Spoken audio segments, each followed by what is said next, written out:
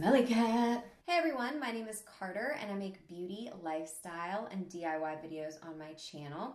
I hope you are having a fantastic day. Today's video is going to be a beauty tutorial, obviously on the look that I'm wearing. This all centered around the Kat Von D Shade and Light palette in the color Sage. I believe it comes in 4 different colors. It's a quad. Ooh, very pretty. I love the green earthy tones in this palette. It's absolutely beautiful and not something that I would typically go for. So this was very fun for me to do today. Thank you so much for being here. It's been a while since I got to sit down and talk to you, and I actually missed you. I know that sounds kind of weird, but I really missed sitting down and talking to you guys. Like I said, I hope you enjoy the look. If you do, please give me a thumbs up. And if you want to hang out more, come check out my channel and feel free to subscribe. Again, I love you guys. I hope you enjoy the look, and I will see you very soon. Bye.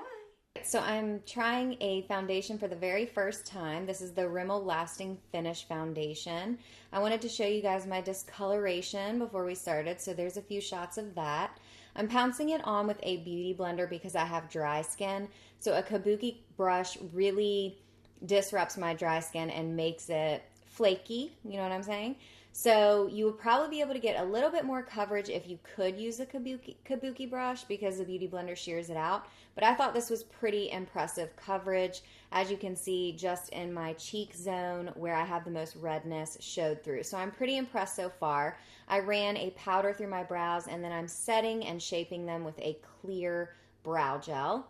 Moving on to color correcting, I'm using the NYX Dark Circle Concealer on the inner corner of my eye and underneath my eye, just where I have bluish tones.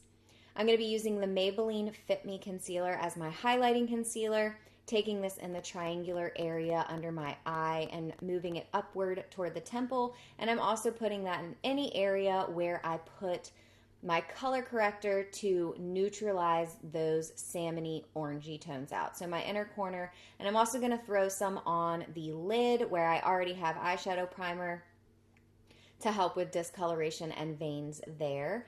I put a little bit on the center of my nose, and then I'm also putting it on the corners of my mouth where I feel like I have some darkness, on my chin to bring it forward, and on the high points of my Cupid's bow, blending that out with the tip of my beauty blender because that's what helps to make those areas look lifted versus blending it all out, then you're going to lose those high points. And I also did the center of my forehead.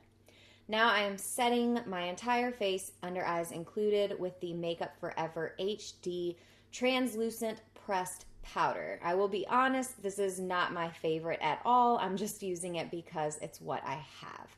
So then I am just patting it on the rest of my face with a big fluffy brush. I pat it on because I don't want to disrupt any of the foundation that I have going on. And then I knock off any of the excess with a soft duo fiber brush. So moving on to the eyes, I'm using, again, the Kat Von D Shade and Light palette in Sage. For my transition shade, I use that nice big yellowy color. And what I do is I stay really tight through the crease at first, and then I blend upward towards my brow, increase my range of motion, and use circular motions as the product leaves the brush. So then I am going to use the lightest shade in the palette to highlight my brow bone, just concentrating the color at the arch and then blending out from there. I also threw that in the inner corner to give me some lightness, and then I built this color up all over my lid, just taking it from lash line to meet my crease color.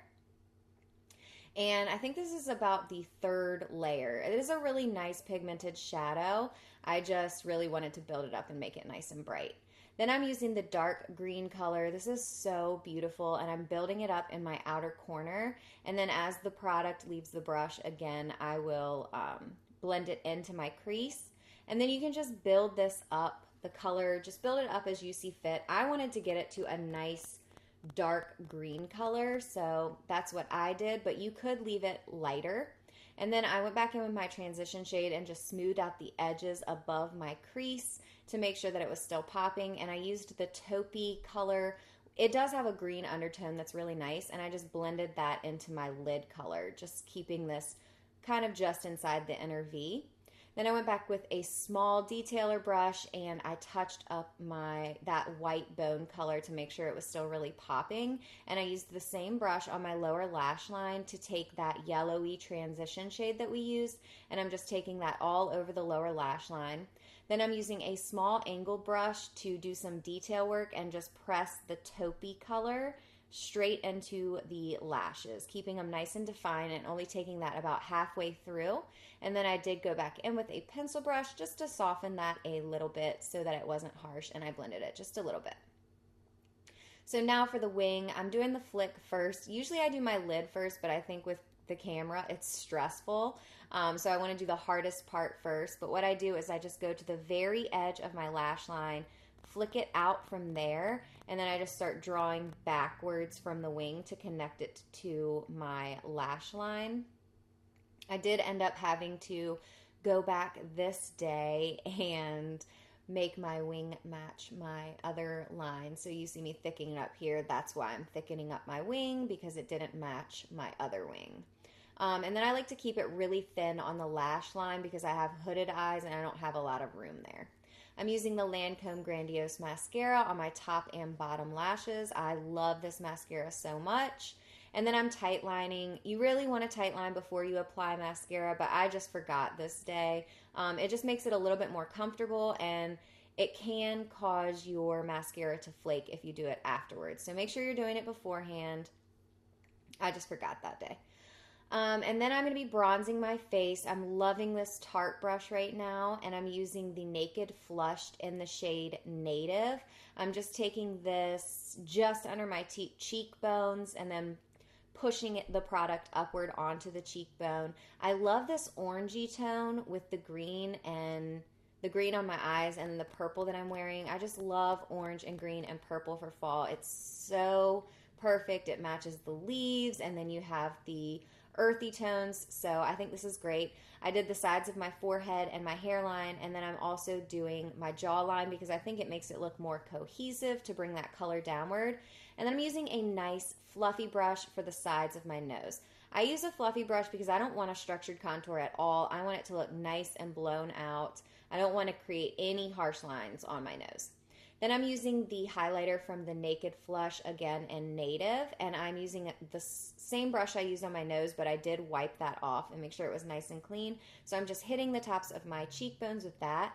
And then I'm using this top shade that you see here. It really reminds me of NARS Orgasm. It's like a orangey, peachy, with a little bit of gold throughout. Again, looks really great with the green eyeshadow. So just started on the apples of the cheek and lightly pushed backward from there. And then I'm using the NYX lip liner in Natural, just filling in the entire lip. I think this is a great natural lip. It's a very your lips but better look. So I loved that with this look. It helps the emphasis stay on the eyes.